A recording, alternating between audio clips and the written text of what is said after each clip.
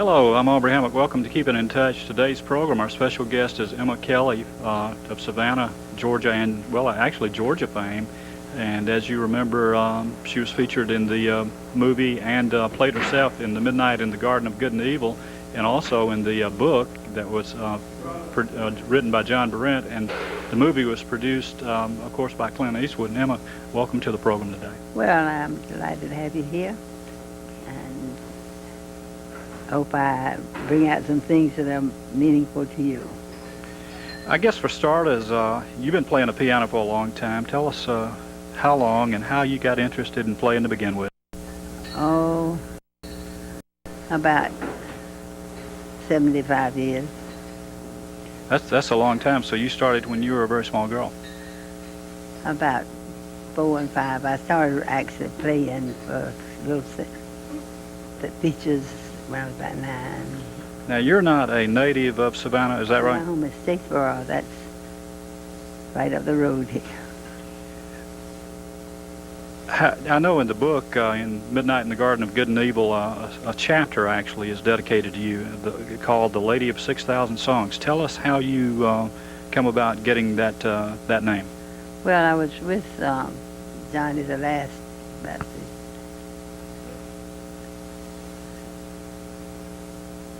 16 years, and we were together a lot and did a lot of things together, and he said, I just can't simper, but you can. But I do know a lot of songs, and so certainly he was saying, you know, Emma, there's this project I'd like to do. Said, I'd like to see if we can't determine just about how many you know. He said, do you know? I said, goodness, no, I have no idea. And he started calling them out. He got a lot of material, and he would call them out from books and books and books. And if I didn't know it, he would strike that, say, no, we can't use that one. And so we got to 6,000, and he'd just keep going back to some that he had selected, and so we'd go over just to have sufficiency there. And he had determined that, and I didn't learn until after his death. He died soon after that, and he told me that he had missed the project that he had in mind, but he never did tell me what it was. But Sammy Kahn, who was another friend, told me later that he was trying to get me on the house of the, what is the Book of Guinness? And he said he has plenty of things there, but he didn't want to say anything to you and maybe get you excited and then maybe not come to fruition. So he didn't, that's what he was trying to tell me, but he didn't tell me. Now, Johnny Mercer, of course, has written some outstanding songs. Do you have any certain favorites that he's written that you love? Well, when he sang them, they were all favorites. But yes, I have some. I have some I can sing and some I can't. I mean, by that, they are very warm tunes that I can't keep my face straight sometimes since he's gone. Emma, I know that you're talking about singing some of them. We're going to go over in a little while to the piano, and you're going to have a chance to sing and play for us, and I can't wait for that. Well, I'm not sure just how I'll be with my singing because I've been hospitalized for a while, and sometimes I might try. Sometimes I can sing for a little bit, but you call the songs and we can do that, and I can feel it out. Okay. I know Emma has also been nominated to the Georgia Music Hall of Fame, which is coming up in September, and I wanted to also mention that. Who are some of the other early influences on your life outside of Johnny Mercer? Well, Johnny, I guess, was the first one. My mother, I guess, would be the one because she was a music teacher and had me going out early. Now, you came from a large family, I understand. Yes, and I have a large family, too. How many brothers and sisters do you have? I have, we had 2 marriages. My father and mother were married later when they had both been, they'd lost their families. And he had two children. She had children, 7 each, so that gave us a lot of brothers and sisters. But I was the one that stuck with the music more. Emma, I know that, some sad news in the music world just a few days ago, Frank Sinatra's passing. Did his music impact you in your career? And if so, what are some of the favorite songs of his that you liked? Well, one that he used to say he didn't like much, but the Wee Small Hours, something like that, the tender songs. Mm-hmm. I know so many of them, but when I start trying to think, if I don't really know what I'm about, they don't come to me as fast as they did before the illness. Clint Eastwood, of course, produced the movie here, and you played yourself in that movie. What was it like working with Clint Eastwood? Well, it was just a dream. That was his seat, and that was mine. He'd come up every night he could get off. Sometimes he'd be into the night before they could, but he liked me, but he would not play himself, and he was a good musician and singer, but he said, no, I just came to listen, and you're the one here. Any regrets in looking back over your life? I know that Johnny Mercer, I read, was very, very responsible for encouraging you to get started singing. He even supplied all the equipment that just then I had not sung in my life, except in a choir a little bit, but he was determined because I knew so many songs, more than the boys wasn't that great, I'm sure. But about what age did you actually start singing? Professionally, that is. Well, I guess when I first started with them, about 53, I remember now, 53. Do you regret today that you didn't start your singing career earlier? Well, I don't.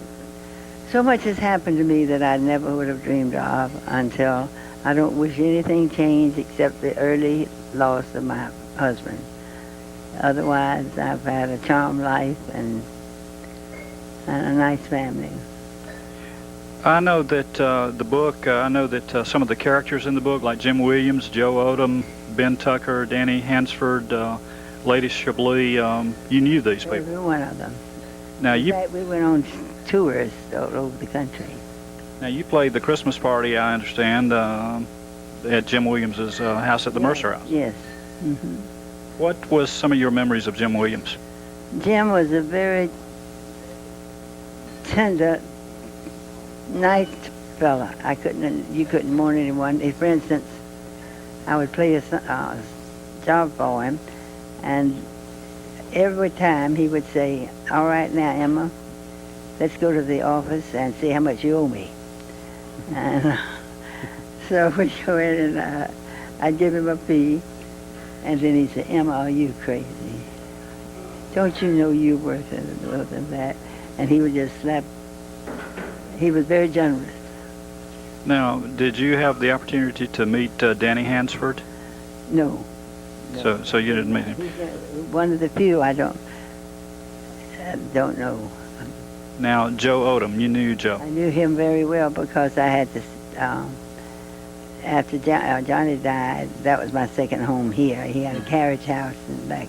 So I knew him very well, but not only that, I knew him from the time he was about 15 years old because he lived in Claxton, Georgia, and my home was in Statesboro, and we both loved music. And before he was old enough to go out, he would slip in and listen to playing, and then I used to work with him with the chords and things. Now, were you in business with him also? We were in business. Oh, he got it all started, but then he dropped it, and then I was the one left with it, and I was not a businesswoman. I know, Emma, we're going to take a break right now, and when we come back, we're going to go over to the piano, and we're going to listen to you play and sing for us, okay? All right. Well, first, I want to tell you that I've been working all my life, and I've been in a lot of, about 39 states, my children counted, and then 3 countries, and 3, I'm on at the Capitol, I'm one of the entertainers. Now, I haven't performed yet because it's just been determined. I might never, but I appreciated that. So I've just had so many things happen that I never would have dreamed in an area, country area, really. And 10 children, and they all are well educated. So, as I say, losing a husband at 70 was far too soon, but look what we had. We had the children all looked after, and so I have nothing to say I wish this hadn't happened, because so many things could have been worse. We'll be right back. Emma's going to be playing some music for us in just a few minutes.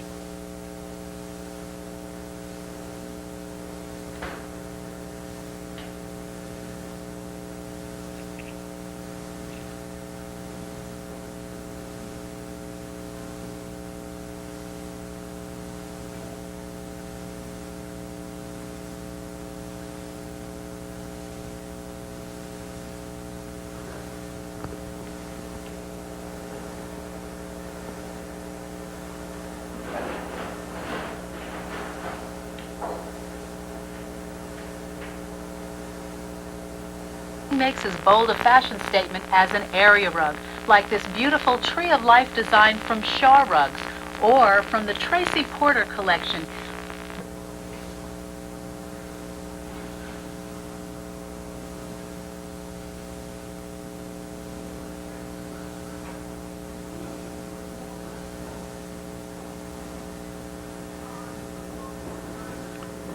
Emma, I know we're in Hannah's, and you play here several days a week. Tell us about that. I've been with Ben Tucker, a great, great bass player, for about 8 years, and we've been here, I think, about 4. So he's been very nice to work with, and well, we seem to get along, playing together twice. That's fantastic. I know the song, the title actually of your CD that you've got out is Rain Sometimes, and you're going to play Rain Sometimes for us now. Can you do that? I think so. Actually, this is I'm sorry. It's for the ones that have them, and a lot of them do. It's what is that first one? Cry Me a River, but it's written by the same one that wrote that. But it doesn't matter that much, except people say, no, that isn't her first one. So go ahead. Okay, so we're going to do Rain Sometimes. This is dedicated to everyone in our listening audience. It was written just for you. If you listen, you'll understand.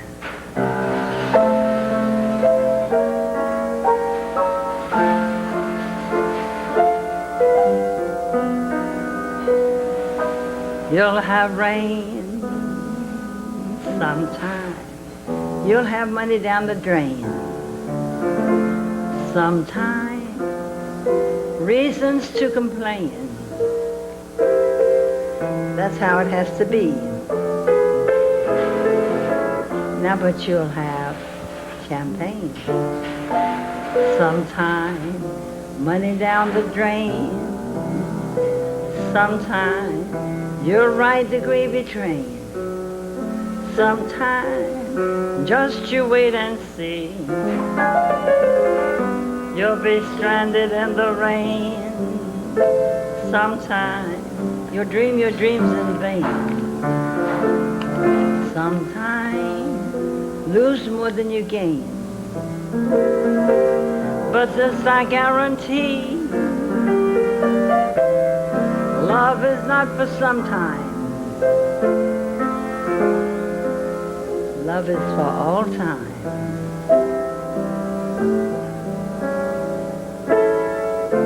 For all time, for you and me.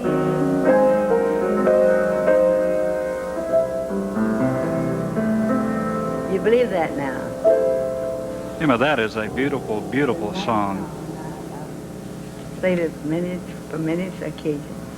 I know Otis Redding had a song out that I think you've got it on your disc too, your CD, Try a Little Tenderness. Oh, I've known that since the 30s. She may be weary. Women do get weary. wearing the same shabby dress. And when she's weary, try a little tenderness.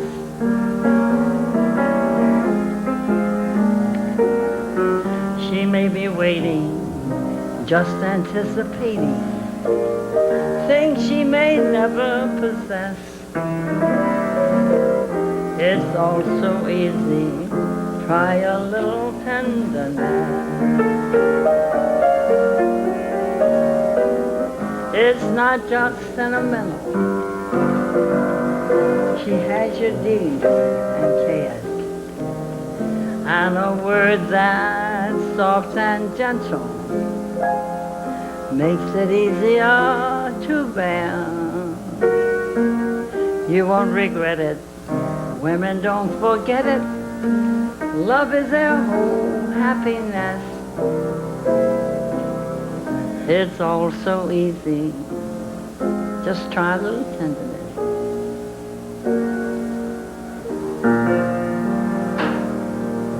And you ask for one of my favorites. We lived our little drama. We kissed in a field of white, and stars fell on Alabama last night.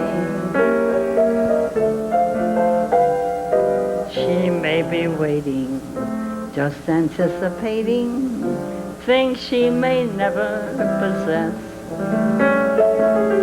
It's all so easy, just try a little tenderness.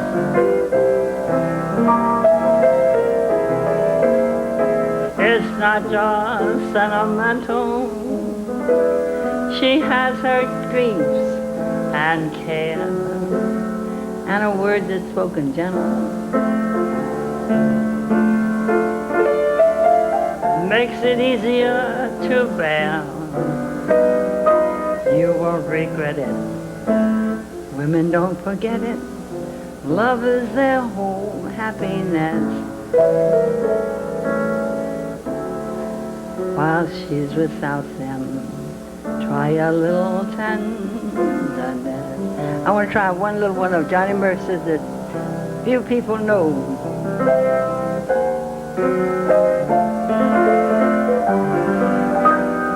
Pardon my southern accent, pardon my southern drawl. It may sound funny, but honey, I love y'all. If you don't like my accent, and if you don't like my drawl, then just don't listen, let's start kissing. Bet you'll fall, come on now, try to steal my stop. If I ask you, do you love me? All you gotta say is sure enough. Pardon my southern accent, now didn't I hear you drawl? Or were you sighing or replying, I love y'all? Emma, I know you do Georgia on my mind. All right. Rachel.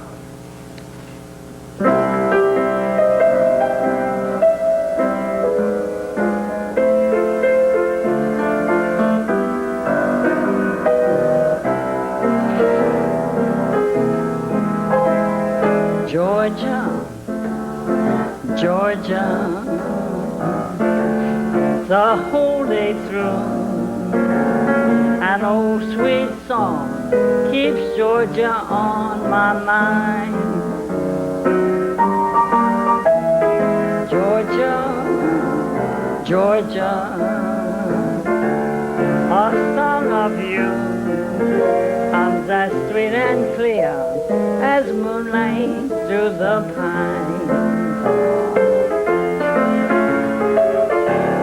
Other arms reach out to me, other eyes smile tenderly.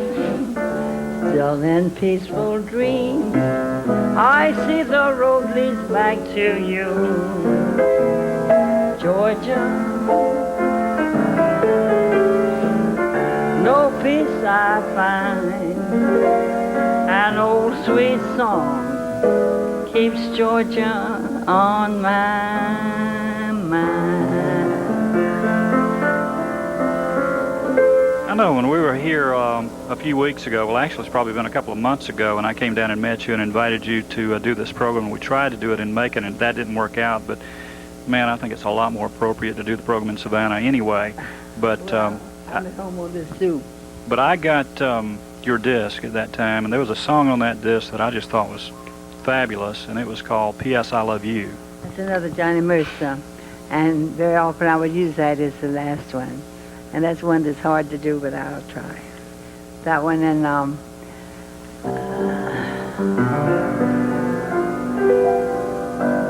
just play that one because I might be taking your time.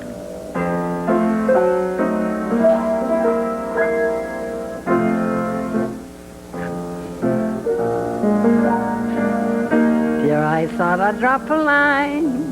The weather's cool, the folks are fine. I'm in bed each night at 9. P.S. I love you. Yesterday we had some rain, but all in all I can't complain. Was it dusty on the train? P.S. I love you. Write to the Browns as soon as you're able. They came around to call. I burned a hole in the dining room table. Now let me think.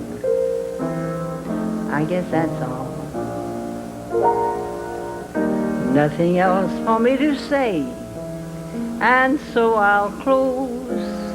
But by the way, everybody's thinking of you. P.S. I love you. Want a fast one? Yeah, let's hear a fast one.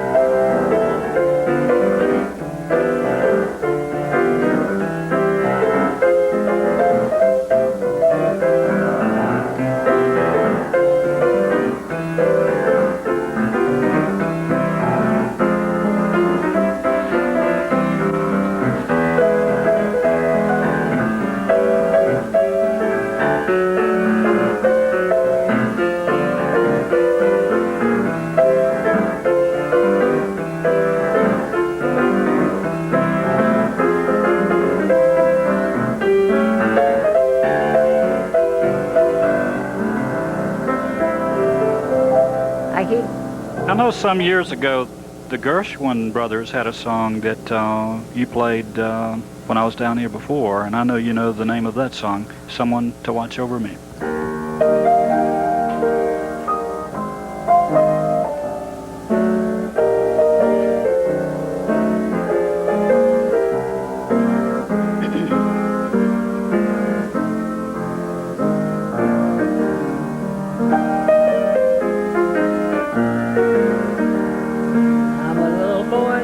Lost in the woods, I know I should always be good to one who'd watch over me.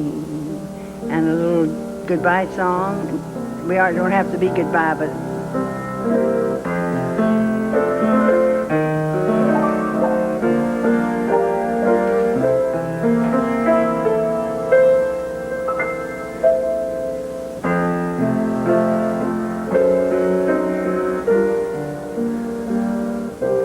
tell me one you want. I can't remember the one I wanted to play. Irvin Berlin, can you do the song What'll I Do? Oh, well, that's a beautiful one. What'll I do when you are far away and I am blue? What'll I do? What'll I do when I am wondering who is kissing you? What'll I do? What'll I do with just a photograph to tell my troubles to? When I'm alone with only dreams of you that won't come true. What'll I do?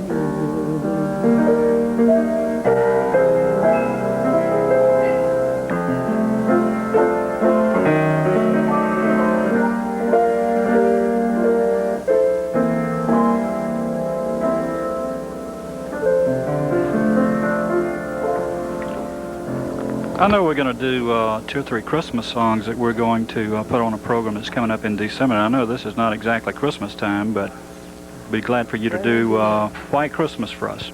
All right.